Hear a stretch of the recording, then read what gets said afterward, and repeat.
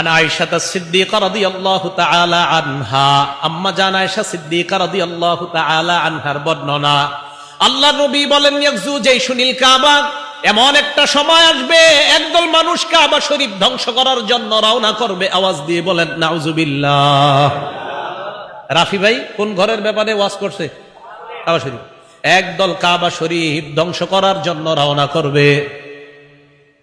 কাবা শরীফ ধ্বংস করার জন্য রওনা করার পর হাত্তা ইযা কানু বিবাইদা মিনাল আরদি, তারা দুনিয়ার বাইদা নামক জায়গায় যখন থাকবে, বলেন বাইদা, কি নাম? বাইদা। এই বাইদা নামক জায়গায় যাওয়ার পর ইউখসাফু বিআউয়ালিহিম ওয়া আখিরিহিম, যারা কাবা ধ্বংস করার জন্য রওনা করছে তাদের সামনে পিছনে যা আছে সবগুলারে আল্লাহ মাটির নিচে দাবায়া দিবে। নাউজুবিল্লাহ বলেন। সবগুলারে মাটির নিচে ধসিয়ে দিবে। আম্মা জান আয়েশা বলি, ইয়া রাসূলুল্লাহ, ইউখসাবু বিআউয়ালিহিম ওয়া আখিরিহিম, তাদের শুরু শেষ সবাইকে আল্লাহ মাটির নিচে ধসায়া দিবেন। ওয়ামান ওয়াফিহিম মান আসওয়াকুহুম ওয়া লাইসা ফিহিম, কয় হুজুর তাদের মাঝে তো এমন মানুষও আছে যে মানুষটা কাবা ধ্বংস করার জন্য রওনা করে নাই, মানে একদল রওনা করবে, তো ওই দলটা এমন যেই দলের মাঝে এমন মানুষ আছে যারা নিরপরাধ, এমন মানুষ আছে যারা কাবা শরীফ ধ্বংস করার জন্য যায় নাই, কিন্তু আল্লাহ সবগুলারই ধ্বংস করে দিবে। তা আম্মা জান আয়েশা কয়, ইয়া রাসূলুল্লাহ, অপরাধীদেরকে আল্লাহ ধ্বংস করে বুঝলাম, কিন্তু নিরপরাধী যারা তাদেরকে কেন আল্লাহ ধ্বংস করবে? হাদিসটা খুব বুঝেন। আল্লাহ নবী কয়, আয়েশা, ইউখসাবু বিআউয়ালিহিম ওয়া আখিরিহিম, সবগুলারই আল্লাহ ধ্বংস করবে। এবার আল্লাহ নবী বলে, আয়েশা, সুম্মা ইউবাসুনা আলা নিয়াতিহিম, তাদের মাঝে কার কি নিয়ত আল্লাহ জানে। কিয়ামতের ময়দানে নিয়ত অনুযায়ী যারা ভালো তাদেরকে আল্লাহ আলাদা করে জান্নাতের মেহমান বানায়া দিবেন। তাহলে বলেন তো আজকের আলোচনার বিষয় কি ছিল? আমার নেক আমলের এক সময় মাথায় কয় জিনিস রাখতে হইব?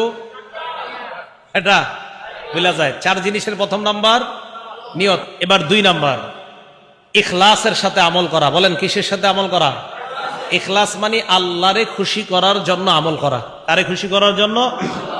এবার কয়েকটা উদাহরণ শুনেন। উদাহরণ নাম্বার 1, সহিহুত তারগীব কিতাবের নাম, হাদিস নাম্বার 3। এই হাদিসের বর্ণনাকারীর নাম আবু ফিরাস আল আসলামী রাদিয়াল্লাহু তাআলা আন। জাআ রাজুলুন ইলা রাসূলিল্লাহি সাল্লাল্লাহু আলাইহি ওয়াসাল্লাম, এক ব্যক্তি আল্লাহ নবীর কাছে আসছে। আসার পর বলে, ইয়া রাসূলুল্লাহ, মাল ঈমান। নবীজির কাছে এক ব্যক্তি আসছে। আসার পর প্রশ্ন করলেন, ইয়া রাসূলুল্লাহ, ঈমান কি জিনিস?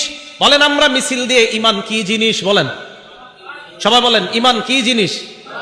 এই বাংলাটা বলেন, ঈমান। এক সাহাবা আল্লাহ নবীকে প্রশ্ন করলেন, ইয়া রাসূলুল্লাহ, ঈমান কি জিনিস? আল্লাহ নবী এক কথায় জবাব দিয়ে দিলেন, আল ইখলাস। সাহাবা প্রশ্ন করলেন, ঈমান কি জিনিস? নবী জবাব দিলেন, ইখলাস। ঈমান, ইখলাস। সাহাবা বললেন, ঈমান কি জিনিস? নবীজি জবাব দিলেন, ইখলাস। সুবহানাল্লাহ। উনিও প্রশ্ন করছে এক শব্দে, এক শব্দ দেখেন, ঈমান। নবী জবাব দিলেন এক শব্দে, ইখলাস। ঈমান হলো ইখলাস, আল্লাহর জন্য সন্তুষ্ট করার জন্য, আল্লাহরে খুশি করার জন্য কোন কাজ করার নামই ঈমান, কোন কাজ করার নামই ইখলাস। তাহলে নবীজি এক শব্দে জবাব দিলেন, বললেন ঈমান কি? নবী বললেন ইখলাস। আল্লাহ আমাদেরকে প্রত্যেকটা কাজ ইখলাসের সাথে করার তৌফিক দান করেন। উদাহরণ নাম্বার 2, তিরমিজি শরীফ হাদিস নাম্বার 2414 নাম্বার হাদিস, 2414 নাম্বার হাদিস। কাতাবা মুআবিয়া রাদিয়াল্লাহু তাআলা আন ইলা আয়েশা উম্মুল মুমিনিন রাদিয়াল্লাহু তাআলা আনহা, আম্মা জান আয়েশা সিদ্দিকা রাদিয়াল্লাহু তাআলা আনহার কাছে ইমাম মুআবিয়া একটা চিঠি লিখলেন। চিঠির মধ্যে লিখলেন, আনিকতুবি ইলাইয়া কিতাবান তুসিনি ফি ওয়ালা তুকসিরি আলাইয়া। আম্মা জান আয়েশা সিদ্দিকাকে ইমাম মুআবিয়া বললেন, আম্মা জান, আমাকে আপনি উপদেশ দিয়ে একটা চিঠি লেখেন, একটা চিঠি আমাকে লেখেন আপনি পাল্টা, এটার মধ্যে আপনি উপদেশ স্বরূপ আমারে কিছু লিখবেন। কি বলছে দেখেন, তুসিনি ফিহি ওয়ালা তুকসিরি আলাইয়া। আম্মাজান আমারে উপদেশ দিয়েন, বেশি কিছু লেখেন না। ইমাম মুআবিয়া আম্মাজান আয়েশার কাছে একটা চিঠি পাঠাইলেন, আমারে আপনি পাল্টা একটা চিঠিতে কিছু উপদেশ বানিয়ে লেখেন, বেশি কিছু লেখেন না আম্মাজান। আম্মাজান আয়েশা সিদ্দিকা রাদিয়াল্লাহু তাআলা আনহা পাল্টা জবাব লিখলেন, সালামুন আলাইকা। ইমাম মুআবিয়াকে লিখলেন, আপনার উপর শান্তি বর্ষিত হোক। সামিআতু রাসূলুল্লাহ সাল্লাল্লাহু আলাইহি ওয়াসাল্লাম ইয়াকুল, আমি আল্লাহর নবীকে বলতে শুনেছি, চিঠির মধ্যে লিখতেছে, মানিল তামাসারি দ আল্লাহ বিসাখাতিন নাস কাফাহুল্লাহু মাউনাতান নাস। কোন মানুষ যদি আল্লাহর সন্তুষ্টি অর্জন করতে গিয়ে মানুষ অসন্তুষ্ট হয়ে যায়, কোন মানুষ যদি আল্লাহর সন্তুষ্ট অর্জন করতে গিয়ে মানুষ অসন্তুষ্ট হয়ে যায়, আমি আবার বলছি, কোন মানুষ যদি আল্লাহর খুশি অর্জন করতে গিয়ে মানুষ অসন্তুষ্ট হয়ে যায়, কাফাহুল্লাহু মাউনাতান নাস, ওই মানুষটার জন্য হাজার মানুষের বিরুদ্ধে আমার আল্লাহ যথেষ্ট হয়ে যায়। কথাটা বুঝছেননি সবাই? আপনি আল্লাহর খুশি চাইতে গেছেন, আপনার বিবি অসন্তুষ্ট, কারণ আপনি ঘুষ খাবেন না, আপনি সুদ খাবেন না, আপনার বিবি অসন্তুষ্ট হইতেছে। আপনি একটু টাকা বেশি দিলে আপনার মাও খুশি হয়, বাবাও খুশি হয়, আপনার বিবির জন্য শাড়ি 3-4টা বেশি আনলে খুশি হয়, আপনার ছেলে খুশি হয়, সবাই খুশি হয়। টাকাটা যে হারাম এটা আপনারে কেউ প্রশ্ন করে না। এবার আপনি হারাম থেকে বাঁচতেছেন কেন? আল্লাহরে খুশি করার জন্য, কিন্তু তারা অসন্তুষ্ট হয়ে যায়। আল্লাহ বলতেছে, বান্দা চিন্তার কারণ নাই, আমারে খুশি করতে গিয়ে দুনিয়ার সবাই অসন্তুষ্ট হোক, ওই সবার বিরুদ্ধে আমি তোমার জন্য আল্লাহ যথেষ্ট হয়ে যাব। এরপরে রাসূল আকরাম সাল্লাল্লাহু আলাইহি সাল্লাম বলছে, আম্মাজান আয়েশা বলেন, ওয়া মানিল তামাসারিদা আন্নাস বিসাখাতিল্লাহ, কোন মানুষ যদি মানুষের সন্তুষ্টি চায় আল্লাহরে অসন্তুষ্ট করে, কোন মানুষ যদি মানুষের সন্তুষ্টি চায় আল্লাহরে খুশি করে না, আল্লাহরে অসন্তুষ্ট করে, মানে মানুষের খুশি চাইতেছে কিন্তু আল্লাহ অসন্তুষ্ট। কিভাবে এটা?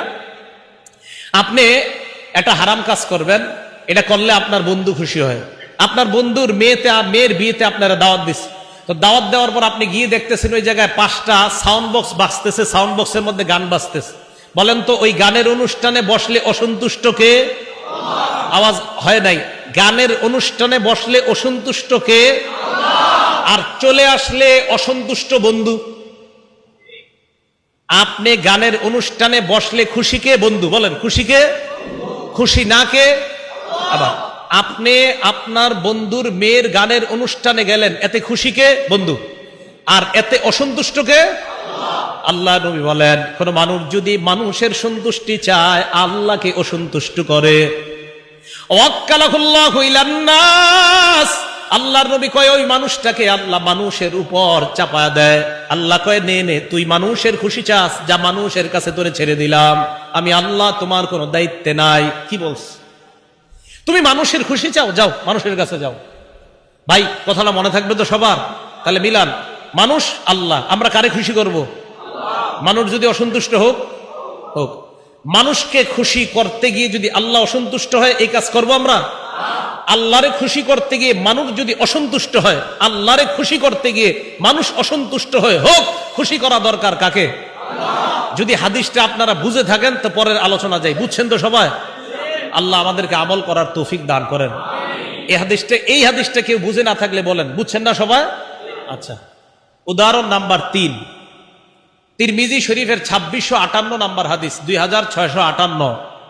এই হাদিসের বর্ণনাকারী আব্দুল্লাহ ইবনে মাসউদ রাদিয়াল্লাহু তাআলা আনহু, দেখেন কি বলেন, ক্বালা রাসূলুল্লাহ সাল্লাল্লাহু আলাইহি ওয়াসাল্লাম, আল্লাহ নবী বলেন, সালাসুল লা ইউগাল্লু আলাইহিন্না কলবু রাজুলিন মুসলিম, 3টা ক্ষেত্র আছে এমন, 3টা আমলের ক্ষেত্রে মুসলমানের অন্তর কখনো খেয়ানত করতে পারে না। আমি বলবো, আপনারা বলবেন, বলেন তো কয় ক্ষেত্রে মুসলমানের অন্তর খেয়ানত করতে পারে না? আমাদের অন্তর খেয়ানত করতে পারে না কয় ক্ষেত্রে? 1 নাম্বার, ইখলাসুল আমালি লিল্লাহ, ইমানদার আমল করবে আল্লাহর জন্য, এই আল্লাহর জন্য আমল করতে গিয়ে ইমানদারের অন্তর খেয়ানত করতে পারে না। 2 নাম্বার, ওয়া মুনাসাহাতু আইম্মাতিল মুসলিমিন, মুসলমানদের শাসক যদি কোনো ভুল করে, তার ভুল ধরিয়ে দেওয়ার জন্য তাকে উপদেশ দেওয়ার ক্ষেত্রে মুসলমানের অন্তর কখনো খেয়ানত করতে পারে না। 3 নাম্বার, ওয়া লুজুমু জামাআতিহিম, মুসলমানের মধ্যে সর্ববৃহৎ হক জামাত যেটা আছে, ওই জামাতের সাথে লেগে থাকতে মুসলমানের অন্তর খেয়ানত করতে পারে না। হক জামাত, বড় হক জামাত, বেহক না। বাতিল জামাত যদি 2 কোটিও হয় বাতিল, হক জামাত বেশি, মানে বেশি দল, কিন্তু এটা হক জামাত। আর হক জামাত কোনটা? যুগের হক্কানি উলামায়ে কেরাম যেই দলটাকে হক বলবে এটাই হক। কথা বুঝে আসছে? তাহলে মুসলমানের অন্তর খেয়ানত করতে পারে না কয় ক্ষেত্রে? এক নাম্বার আমল আল্লাহর জন্য করা, 2 নাম্বার মুসলমানের শাসক ভুল করলে তাকে উপদেশ দেওয়া, 3 নাম্বার যোগের সবচেয়ে বড় হক দলের সাথে লেগে থাকা। যোগের সবচেয়ে বড় হক দল কোনটা? হক্কানি ওলামায়ে কেরাম যেই দলটাকে কোরআন সুন্নাহর মাধ্যমে প্রমাণ করবে যে এটাই হক দল, এটাই এই দলের সাথে লেগে থাকতে মুসলমানের অন্তর কখনো খেয়ানত করতে পারে না। আল্লাহ আমাদের সকলকে ইখলাসের সাথে প্রত্যেকটা আমল করার তৌফিক দান করেন। দৃষ্টান্ত নাম্বার 4, সহিহুত তারগিব কিতাবের নাম, হাদিস নাম্বার 7। ক্বালা রাসূলুল্লাহ সাল্লাল্লাহু আলাইহি ওয়াসাল্লাম, আল্লাহর নবী বলেন, আইয়ুহান নাস, হে লোক সকল। আমারে আপনারে কি সুন্দর করে দেখেন, আমাদের নবী কত মায়া, আমাদেরকে এভাবে বলতো, হে লোক সকল, আখলিসু আমালাকুম লিল্লাহ, তোমরা তোমাদের আমল আল্লাহর জন্য করো। লা তাকুলু হাযা লিল্লাহ ওয়ালির রহিম, আমল করার পর এটা বইলো না এই আমল আমি আল্লাহর জন্য করছি, আমার রক্তের সম্পর্ক যারা তাদের জন্য করছি। না, আমল হবে একমাত্র কার? আমল করার পর এটা বইলো না এই আমল আমি আল্লাহর জন্য করছি, খাজা বাবার জন্য করছি। হ্যাঁ, এটা বলা যাবে না। কিন্তু আমল শুধু কার জন্য? কেন? ফাইন্নাল্লাহা লা ইয়াকবালু ইল্লা মা উখলিসা লাহু, আল্লাহর জন্য আমল না হলে সে আমল আল্লাহ কবুল করে না। দলিল নাসাই শরীফ 3140 নম্বর হাদিস। ক্বালা রাসূলুল্লাহ সাল্লাল্লাহু আলাইহি ওয়াসাল্লাম, ইন্নাল্লাহা লা ইয়াকবালু মিনাল আমালি ইল্লা মা কানা লাহু খালিসা। নবীজি বলেন, নিশ্চয় আল্লাহ এমন আমল কবুল করে না যেই আমল আল্লাহকে খুশি করার জন্য হয় না, এমন আমল আল্লাহ কবুল করে না। তাহলে বলেন একমাত্র খালেস ভাবে আমল করব কার জন্য? মাশাআল্লাহ, আল্লাহ আমাদেরকে প্রত্যেকটা আমল আল্লাহর জন্য একনিষ্ঠ ভাবে করার তৌফিক দান করেন। দৃষ্টান্ত নাম্বার 6 নাম্বার দৃষ্টান্ত দেওয়ার আগে আমার সাথে একটু বলেন, লা ইলাহা ইল্লাল্লাহ। বলেন তো, বলছেন সবাই? এবার দিল থেকে, আবার বলছি, দিল থেকে একদম সত্যি সত্যি আল্লাহ ছাড়া কোনো ইলাহ নাই, অন্তরে এই কথাটা ঢুকিয়ে আবার মোহাব্বতের সাথে বলেন, লা ইলাহা ইল্লাল্লাহ। বলছেননি সবাই? থামেন। তিরমিজি শরীফ হাদিস নাম্বার 3590 নাম্বার হাদিস, 3590 নাম্বার হাদিস। আপনারা যারা যারা দিল থেকে বলছেন, আমি আশাবাদী সবাই বলছেন, বলেন ইনশাআল্লাহ। ক্বালা রাসূলুল্লাহ সাল্লাল্লাহু আলাইহি ওয়াসাল্লাম, আল্লাহ নবী বলেন, মান ক্বালা লা ইলাহা ইল্লাল্লাহ মুখলিসান কাত্তু, কোন বান্দা যখন কোন বান্দা ইখলাসের সাথে একবার যদি লা ইলাহা ইল্লাল্লাহ বলে ইখলাসের সাথে, তাহলে আমি আবার আপনাদেরকে বলাইতে চাই, ইখলাসের সাথে বলেন লা ইলাহা ইল্লাল্লাহ। নবীজি বলেন, কোন বান্দা যদি ইখলাসের সাথে একবার লা ইলাহা ইল্লাল্লাহ বলে, ইল্লা ফুতিহাত লাহু আবওয়াবুস সামা, এই যে আমরা বললাম আমাদের লা ইলাহা ইল্লাল্লাহর জন্য আসমানের সবগুলা দরজা খোলা হয়ে গেছে। কেন খুলছে? হাত্তা তুফজিয়া ইলাল আরশ, যেন আমাদের লা ইলাহা ইল্লাল্লাহ আরশে গিয়ে পৌঁছে যায়। দেখছেন নি? তাহলে ইখলাসের সাথে লা ইলাহা ইল্লাল্লাহ বলা, আল্লাহ বলার তৌফিক দান করেন। উদাহরণ নাম্বার 7, সহিহ বুখারী হাদিস নাম্বার 99। আবু হুরায়রা রাদিয়াল্লাহু তাআলা আনহুর বর্ণনা, রাসূল আকরাম সাল্লাল্লাহু আলাইহি সাল্লামকে প্রশ্ন করলেন। কি প্রশ্ন দেখেন, রাসূলের সুপারিশ কিয়ামতের ময়দানে কারা কারা চাই? মাশাআল্লাহ, মাশাআল্লাহ, মাশাআল্লাহ। আল্লাহ আমাদের সকলকে নবীজির সুপারিশের মাধ্যমে সৌভাগ্যবান হওয়ার তৌফিক দান করেন। আবু হুরায়রা বলেন, আমি আল্লাহর রাসূলকে প্রশ্ন করলাম, মান আসআদুন নাস বিশাফাআতিকা ইয়াউমাল কিয়ামা, ইয়া রাসূলুল্লাহ, কিয়ামতের ময়দানে আপনার সুপারিশের মাধ্যমে কোন ব্যক্তিটা সবচাইতে সৌভাগ্যবান হবে?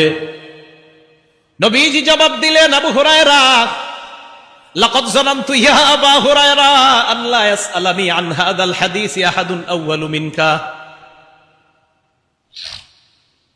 উস্তাদ ছাত্রের প্রতি কেমন ধারণা দেখেন। আল্লাহ নবী কয়, আবু হুরায়রা, আমি জানতাম এই প্রশ্নটা তুমি ছাড়া আর কেউ করবে না। নবীজি কয়, আবু হুরায়রা, আমি জানতাম এই জাতীয় প্রশ্ন তুমি করতে পারো, তুমি ছাড়া আর কেউ পারে না। জানো কেন? লিমা রাআইতু মিন হিরসিকা আলাল হাদিস, কারণ আমি দেখছি হাদিসের প্রতি তোমার খুব আগ্রহ, তোমার হাদিসের আগ্রহের কারণে আমি বুঝতে পারছি আমার আবু হুরায়রা ছাড়া এই প্রশ্ন আর কেউ করতে পারে না। আবু হুরায়রা, হাদিসের প্রতি তোমার যেই আগ্রহ, এই আগ্রহের কারণে আমি জানি এই প্রশ্ন করলে আমার আবু হুরায়রাই করতে পারে। এবার আল্লাহ নবী বললেন, আবু হুরায়রা, আসাদুন নাস বিশাফাতি ইয়াউমাল কিয়ামা মান ক্বালা লা ইলাহা ইল্লাল্লাহ খালিসান মিন কলবি।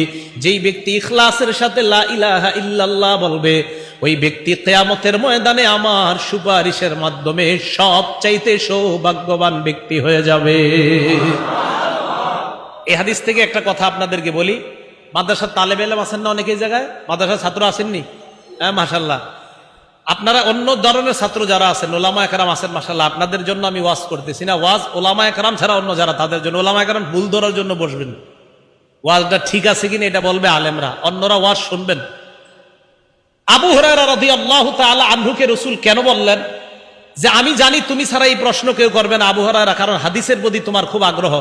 এই জায়গায় একটা হাদিস মনে পড়ে গেছে, বলমুনি যে আবু হুরায়রার এত আগ্রহ কেন? বুখারী শরীফের 119 নাম্বার হাদিস।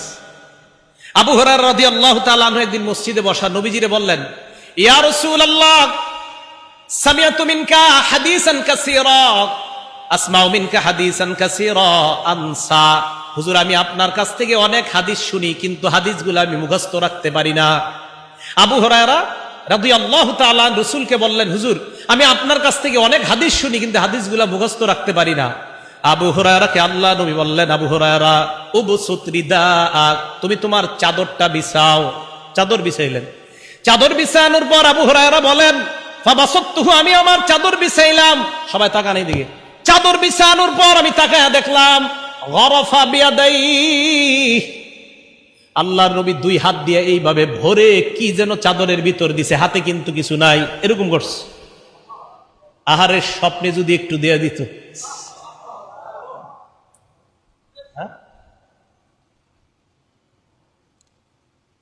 স্বপ্নেও যদি নবীজি আমাদেরকে এরকম একটু করে ফেলতেন। আবু হুরায়রা রাদিয়াল্লাহু তাআলা আনহু বলেন, আমি চাদর বিছাইলাম, বিছানোর পর নবী কি যেন হাত দিয়ে দিলেন। চাদরে কিছু নাই, হাত দিয়ে কি দিছে তাও দেখি নাই। নবীজি কয়, জুম্মুহু, এবার এটা পেঁচাও। চাদর পেঁচাইলাম, এবার বুকের সাথে লাগাও। আবু হুরায়রা বলেন, ফাজমামতুহু, বুখারীর হাসিয়াতে আসছে ইলা সদরি, আমি ওই চাদরটা আমার বুকের সাথে লাগাইলাম। আবু হুরায়রা কয়, দুনিয়ার মানুষ শোনো, এই চাদর আমার বুকে লাগানোর পর ফামা নাসিতু শাইআন বাদা, এরপর আমি যা শুনি আর কখনো ভুলি না।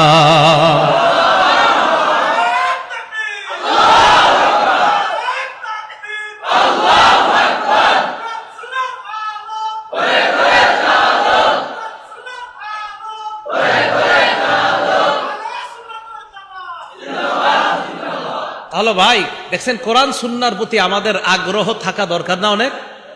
আল্লাহ সবাইকে যে যেই লাইনে আছেন কোরআন সুন্নাহর সাথে যেন সবাই লেগে থাকতে পারি, আল্লাহ তৌফিক দান করেন। তাহলে 1 নাম্বার ছিল নিয়ত পরিশুদ্ধ করা, 2 নাম্বার ইখলাসের সাথে আমল করা, 3 নাম্বার আল্লাহর কাছ থেকে সওয়াব পাওয়ার আশায় আমল করা। এক্ষেত্রে আপনাদের সামনে 2টা উদাহরণ পেশ করি। 1 নাম্বার বুখারী শরীফের 47 নাম্বার হাদিস। আর ওলামায়ে কেরামের জন্য বলছি, আপনারা মুজাকারা হিসেবে বলছি, আপনারা বুখারীর 42, 41, 42, 44, 47, বুখারীর 2631, 2632 সব হাদিসগুলো দেখে নিন। আমি শুধু একটা দৃষ্টান্ত দিব, বুখারীর 47 নাম্বার হাদিস আর ইবনে মাজার 1598 নাম্বার হাদিস, এই 2টা দৃষ্টান্ত দিই। প্রথম দৃষ্টান্ত বুখারীর 47 নাম্বার হাদিস। ক্বালা রাসূলুল্লাহ সাল্লাল্লাহু আলাইহি ওয়াসাল্লাম, আল্লাহ নবী বলেন, মানিত্তাবা জানাজাতা মুসলিমিন, কোন মুসলমান যদি অন্য কোন মুসলমানের জানাজায় যায়, জানাজায় যাওয়ার পর কানা মাহু হাত্তা ইউসাল্লা আলাইহা ওয়া ইয়াফরুগা মিন দাফনিহা, আমি কারো জানাজায় গেলাম, যাওয়ার পর আমি ওই ব্যক্তির জানাজার নামাজ পড়লাম, এরপর লাশটা দাফন করা পর্যন্ত তার কবরের পাশে ছিলাম। 2টা আমল।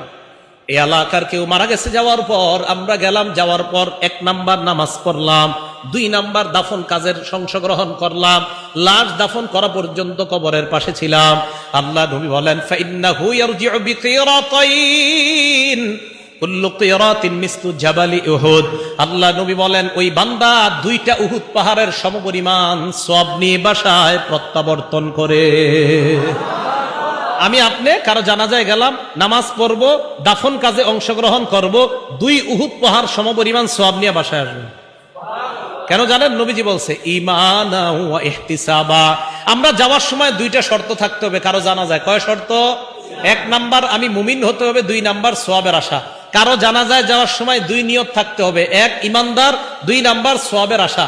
নবীজি বলেন ঈমান এবং সওয়াবের আশায় যারা কারো জানাজায় যাবে, যাওয়ার পর যদি তার জানাজা নামাজ পড়ে এবং দাফন কাজে অংশগ্রহণ করে আসে, আল্লাহ তাকে 2টা উহুদ পাহাড়ের সমপরিমাণ সওয়াব দান করেন। এখন আপনাদের কাজ আছে, মনে করেন এই হুজুর মসজিদের ইমাম সাহেব নামাজ পড়াইতে হবে আইসা, উনি যে জানাজা পড়ায় এসে গেছে, উনি দাফন কাজে যায় নাই, হইতে পারে কিনা? মাদ্রাসার ছেলেরা মাদ্রাসার কাজ আছে, দ্রুত নামাজ পড়ে চলে গেছে, কিন্তু দাফন কাজে যায় নাই। ক্বালা রাসূলুল্লাহ সাল্লাল্লাহু আলাইহি ওয়াসাল্লাম, আল্লাহ নবী বলেন, কেউ যদি শুধু নামাজ পড়ে, জানাজার নামাজ পড়েই চলে যায়, ফাইন্নাহু ইয়ারজিউ বিকিরাত, আল্লাহ তার আমল নামায় 1টা উহুদ পাহাড় সমপরিমাণ সওয়াব দিয়ে দেয়। তাহলে জানাজা নামাজ শুধু বললে কয় উহুদ পাহাড় সমপরিমাণ সওয়াব? 1। আর জানাজা এবং দাফন কাজে শরীক হইলে কয়টা উহুদ পাহাড় সমপরিমাণ সওয়াব? 2টা। এই সওয়াবের আশায় যাওয়া, এটা হাদিস দ্বারা প্রমাণিত। অতএব প্রত্যেক আমল করার সময় আল্লাহর কাছ থেকে সওয়াব পাওয়ার আশা করা, এটা হলো আজকে আমাদের আলোচনার 3 নাম্বার বিষয়। উদাহরণ নাম্বার 2, একটা মজার উদাহরণ দেখেন। ইবনে মাজাহ 1598 নাম্বার হাদিস, আজীব হাদিস। হাদিসের বর্ণনাকারী উম্মে সালামা রাদিয়াল্লাহু তাআলা আনহা, উনি বলেন, আমার স্বামী আবু সালামা আমার একটা হাদিস শোনাইছে। বিবি বলতেছে, আমার স্বামী একটা আমাকে হাদিস শোনাইছে। মন দিয়ে শোনেন, কি? আমার স্বামী আমাকে হাদিস শোনাইছেন। মনে রাখতে হবে, স্বামীর নাম আবু সালামা, বিবির নাম উম্মু সালামা। স্বামীর নাম, বিবির নাম। স্ত্রী বলেন, আমার স্বামী আমাকে হাদিস শোনাইছেন, মা মিন মুসলিমিন ইউসাবু বিমুসিবা ফায়াফজাউ ইলা কওলিহি ইন্না লিল্লাহি ওয়া ইন্না ইলাইহি রাজিউন। কোন মুসলমান বিপদে পড়ার পর যখন পড়েন ইন্না লিল্লাহি ওয়া ইন্না ইলাইহি রাজিউন। আমাদের দেশের মানুষ কেউ মরলে খালি এটা পড়ে, আর কখনো পড়ে না। খালি মরলেই পড়ে, আর পড়ে না। আরে এই যে দেখেন, এই বিপদ, ইন্না লিল্লাহি, এইটাও তো বিপদ। আপনি রাতে অন্ধকারে হাঁটতেছেন, কাঁটা পড়ছে পায়ের মধ্যে, কাঁটা বিচ্ছে, ইন্না লিল্লাহি ওয়া ইন্না ইলাইহি, এটাও তো বিপদ। আপনারা খালি মরলেই মাইকের অপেক্ষা থাকেন, কখন হুজুরে বলবে উমকি মৃত্যুবরণ করেছেন, তখন একসাথে সবাই কয় ইন্না লিল্লাহি ওয়া ইন্না ইলাইহি রাজিউন। ভাই, ইন্না লিল্লাহ শুধু মরার জন্য না, সব বিপদের ক্ষেত্রে। মনে থাকবে তো ইনশাআল্লাহ? মা মিন মুসলিমিন ইউসাবু বিমুসিবা, কোন মুসলমান যখন বিপদে পড়ার পর যখন পড়ে ইন্না লিল্লাহি ওয়া ইন্না ইলাইহি রাজিউন, এই দোয়াটা পড়ার পর পড়বে আল্লাহুম্মা ইনদাকা ইহতাসাবতু, আল্লাহ আমি আপনার কাছে প্রতিদান চাই, এই যে বিপদে পড়লাম এই বিপদের প্রতিদান আপনার কাছে চাই। সুবহানাল্লাহ। ফাজুরনি ফিহা, আমাকে প্রতিদান দেন, ওয়াবিজনি মিনহা, এর বিনিময় আমাকে দেন, খায়রা, এর চাইতে উত্তম বিনিময় আমাকে দেন। প্রতিদানও দেন, উত্তম বিনিময় দেন। স্ত্রীর নাম, স্বামীর নাম। স্ত্রী উম্মে সালামা বলেন, কিছুদিন পর আমার স্বামী মারা গেছে। স্বামীর নাম। স্বামী মারা যাওয়ার পর এই তো আমার একটা বিপদ, আমি আমার স্বামীর থেকে যেই হাদিসটা শুনলাম, এই বিপদের মধ্যে আমি পড়লাম ইন্না লিল্লাহি ওয়া ইন্না ইলাইহি রাজিউন। এই দোয়া পড়ার পর আমি আল্লাহর কাছে বললাম, আল্লাহুম্মা ইনদাকা ইহতাসাবতু মুসিবাতি হাযিহি, মাবুদ আমি বিপদে পড়লাম, আমি আমার এই বিপদে তোমার কাছে আমি সওয়াব চাই, ফাজুরনি আলাইহা, তুমি আমাকে প্রতিদান দিয়ে দাও। এবার উম্মে সালামা চিন্তা করলো, প্রতিদান চাইলাম, এখন কি আল্লাহর কাছে বিনিময় চামু? বিনিময় মানে কি আমার স্বামীর বিনিময় আরেক স্বামী? স্বামী তো মারা গেছে। উম্মে সালামা বলেন, মনে মনে চিন্তা করলাম, উআযু খায়রাম মিন আবি সালামা, আমার স্বামী আবু সালামার চাইতেও কি উত্তম বিনিময় আমারে দিবে আল্লাহ। মনে মনে চিন্তা করতেছি, এটা কি কমু কিনা। সাহস করে বইলা ফেলছি, ইজনি খায়রাম মিনহা, আল্লাহ আমাকে এর চাইতে উত্তম বিনিময় দেন। উম্মে সালামা কয়, দুনিয়ার মানুষ জানুনি আল্লাহ আমারে কি বিনিময় দিছে। আজানি মুহাম্মাদান সাল্লাল্লাহু আলাইহি ওয়াসাল্লাম, আল্লাহ আমাকে আমার স্বামীর বিনিময়ে মুহাম্মদ সাল্লাল্লাহু আলাইহি ওয়াসাল্লামকে আমার স্বামী বানায়া দিছে। বিনিময়। তাহলে আমল করা, প্রতিদান পাওয়ার আশায়, বিনিময় পাওয়ার আশায়। আল্লাহ আমাদেরকে কথাগুলো বুঝার তৌফিক দান করেন। বলেন তো আজকে আলোচনার বিষয় কয়টা? 1 নাম্বার নিয়ত শুদ্ধ, 2 নাম্বার ইখলাস, 3 নাম্বার মাশাআল্লাহ এই তো আমার এই ভাই জোরে জোরে বলতেছে, আলেমরা ছাড়া অন্যরা এবার জোরে জোরে বলেন। 1 নাম্বার, 2 নাম্বার ইখলাস, 3 নাম্বার, 4 লোক দেখানো আমল না করা। বলেন লোক দেখানো আমল। লোক দেখানো আমলকে আরবিতে বলা হয় রিয়া। কি বলা হয়? রিয়া। রিয়া শব্দটা, আর রিয়া মুশতাক্কুম মিনার রুইয়া, রিয়া রুইয়াতুন থেকে নির্গত, এর অর্থ দেখানো, লোক দেখানো। পারিভাষিক অর্থে হুয়া ইয়ামালুর রাজুলু আমালান লিয়ারাহুন নাস আও লিউসমিআহুন নাস সুম্মা ইয়াহমাদুহু আলাই। কোন ব্যক্তি কোন কাজ করা এই নিয়তে যে মানুষ আমার কাজটা দেখে আমার প্রশংসা করবে, এটাকে বলা হয় রিয়া। এটাকে কি বলা হয়? রিয়া। রিয়ার অপর নাম শিরিক। বলেন আমার সাথে, রিয়ার অপর নাম শিরিক। রিয়ার মোট 3টা নাম বলবো আমরা। বলেন 1 নাম্বার রিয়া, 2 নাম্বার ছোট শিরিক, 3 নাম্বার গোপন শিরিক। লোক দেখানো ইবাদতের 3টা নাম। বলেন লোক দেখানো ইবাদতের কয় নাম? 1 নাম্বার রিয়া। বলেন রিয়া, 2 নাম্বার ছোট শিরিক, 3 নাম্বার গোপন শিরিক। বুলুগুল মারাম হাদিসের কিতাবের নাম 440 নাম্বার হাদিস। ক্বালা রাসূলুল্লাহ সাল্লাল্লাহু আলাইহি ওয়াসাল্লাম, আল্লাহ নবী বলেন, ইন্না আখওয়াফা মা আখাফু আলাইকুম আশ-শিরকুল আসগর। হে আমার সাহাবারা, আমি তোমাদের ব্যাপারে সবচাইতে ভয় পাই ছোট শিরিকের। কোন শিরিক? ছোট শিরিক হলো আর রিয়া, লোক দেখানো ইবাদত হলো ছোট শিরিক। লোক দেখানো ইবাদত ছোট শিরিক। 2 নাম্বার দৃষ্টান্তটা নেন, ইবনে মাজাহ হাদিস নাম্বার 4204 নাম্বার হাদিস। আবু সাঈদ খুদরি বলেন, নাহনু নাতাযাকারুল মাসীহাদ দাজ্জাল, আমরা দাজ্জাল সম্পর্কে আলোচনা করতেছিলাম। কার সম্পর্কে? দাজ্জাল। এখন বলেন তো, দাজ্জাল কি ভয়ানক একটা প্রাণী, ভয়ানক একটা জন্তুর নাম না? আমাদের সামনে নবী আসলেন, আসার পর নবী আমাদের দিকে তাকায় বললেন, আলা উখবিরুকুম বিমা হুয়া আখওয়াফু আলাইকুম ইনদি মিনাল মাসীহিদ দাজ্জাল। আমি কি তোমাদেরকে এমন একটা বিষয় বলবো না যে বিষয়টা আমার কাছে দাজ্জালের চেয়ে আরো ভয়ঙ্কর? মানে কি? সাহাবারা দাজ্জাল নিয়ে আলোচনা করতেছে, আমি কি এমন একটা বিষয় বলবো না যে বিষয়টা আমার কাছে দাজ্জালের চাইতে আরো বেশি ভয়ঙ্কর? সাহাবারা কয়, জি হুজুর বলেন, এটা আবার কি? আল্লাহ নবী বললেন, আশ-শিরকুল খাফি, এটা হলো গোপন শিরিক। কি শিরিক? এবার আল্লাহ নবী ব্যাখ্যা করেন গোপন শিরিক কাকে বলা হয়। হুয়া ইয়াকুমার রাজুলু ইউসাল্লি, কোন ব্যক্তি নামাজে দাঁড়ায়, দাঁড়ানোর পর ফায়ুযায়্যিনু সালাতা, তার নামাজটা সে সুন্দর করে। কয় জানোনি কেন? মিন নাজরির রাজুল, মানুষের দৃষ্টি আকর্ষণ করার জন্য সে তার নামাজ সুন্দর করে। নামাজটা সুন্দর করে মানুষের দৃষ্টি আকর্ষণ করার জন্য, যেন মানুষ তার খুব প্রশংসা করে। হ্যাঁ, আপনি যদি আল্লাহরে খুশি করার জন্য নামাজ পড়েন, উদ্দেশ্য আল্লাহরে খুশি করা, এরপরেও যদি আপনার নামাজের প্রশংসা মানুষ করে, আবার বলছি, প্রথম কথা, আপনি মানুষকে দেখানোর জন্য নামাজ পড়লে এটা রিয়া। আপনি আল্লাহরে খুশি করার জন্যই নামাজে দাঁড়াইছেন, এরপরে অন্যরা বলে মাশাআল্লাহ ওনার নামাজটা অনেক সুন্দর, এটা জায়েজ আছে। এক সাহাবা নবীজিকে প্রশ্ন করছেন, মুসলিম শরীফের বর্ণনা, মুসলিম শরীফের হাদিস, ইয়া রাসূলুল্লাহ, আমাদের কেউ কেউ নামাজ পড়ে, পড়ার পর সুম্মা ইয়াহমাদুহুন নাস আলাই, মানুষ প্রশংসা করে, হুজুর এটাও কি রিয়া? নবীজি বললেন, তিলকা আজিলু বুশরাল মুমিন, এই যে দুনিয়াতে তুমি আল্লাহর জন্য ইবাদত করো, ওই ইবাদতের প্রশংসা অন্য কোনো মানুষ করলে এটা দুনিয়াতে তোমার নগদ সুসংবাদ। তাহলে বলেন তো, আমল কার জন্য? মানুষের জন্য হলে রিয়া, আল্লাহর জন্য হলে ইবাদত। হ্যাঁ, আল্লাহর জন্য করলে মানুষ যদি প্রশংসা করে, এটা আল্লাহর পক্ষ থেকে সুসংবাদ। আবার বলছি, মানুষের জন্য করলে রিয়া, আল্লাহর জন্য করলে ইবাদত। আল্লাহর জন্য করলে এরপরেও যদি মানুষ প্রশংসা করে, এটা আল্লাহর পক্ষ থেকে নগদ সুসংবাদ। আখিরাতের সুসংবাদ তো বাকি আছে। ভাই মনে থাকবে তো সবার ইনশাআল্লাহ? আরে সবার মনে থাকবে তো ইনশাআল্লাহ? হ্যাঁ, আল্লাহ আমাদেরকে মনে রাখার তৌফিক দান করেন। ইবনে মাজাহ 4203 নাম্বার হাদিস, কিয়ামতের ময়দানে সবাইরে একত্রিত করার পর না দা মুনাদিন, এক ব্যক্তি দাঁড়ায়া বলবে। কি বলবে? এক ব্যক্তি দাঁড়ায়া বলবে, ওই সমস্ত মানুষগুলা কোথায় যারা দুনিয়ার মধ্যে আমল করছো আল্লাহর জন্য কিন্তু শিরিক করছো। ফামান আমিলা আমালান লিল্লাহ আশরাকা ফীহি গায়রি, এক হাদিসের বর্ণনা। আরেকটা হলো মান আশরাকা ফী আমালিন আমিলাহু লিল্লাহ, দুনিয়াতে তোমরা যারা আমল করছো আল্লাহর জন্য কিন্তু শিরিক করছো, মানে এখানে রিয়া উদ্দেশ্য, রিয়া করছো, তোমরা আলাদা হয়ে যাও। ফাল্যাতলুব সাওয়াবাহু মিন ইনদি গায়রিল্লাহ, সেজন্য আজকে কিয়ামতের মাঠে অন্যের কাছ থেকে সওয়াব তালাশ করে, আল্লাহ তারে সওয়াব দিবে না।